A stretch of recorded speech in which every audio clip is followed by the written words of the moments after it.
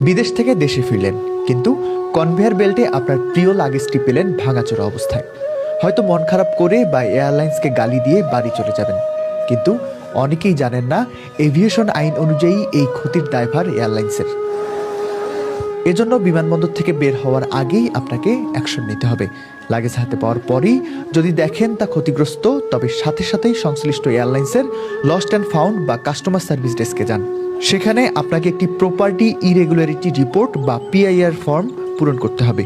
মনে রাখবেন, টার্মিনাল থেকে একবার বের হয়ে গেলে কিন্তু অভিযোগ প্রমাণ করা খুব কঠিন। ঢাকার নিয়ম অনুযায়ী আপনি 7 দিনের মধ্যে লিখিত অভিযোগ করতে পারেন, কিন্তু বুদ্ধিমানের কাজ হলো স্পটে দাঁড়িয়েই রিপোর্ট করা। ক্ষতিপূরণ পেতে 3টি জিনিস অবশ্যই নিজের কাছে রাখুন: আপনার বোর্ডিং পাস, লাগেজের ট্যাগ এবং ব্যাগের পরিষ্কার ছবি এবং পূরণ করা পিআইআর ফর্মের কপি।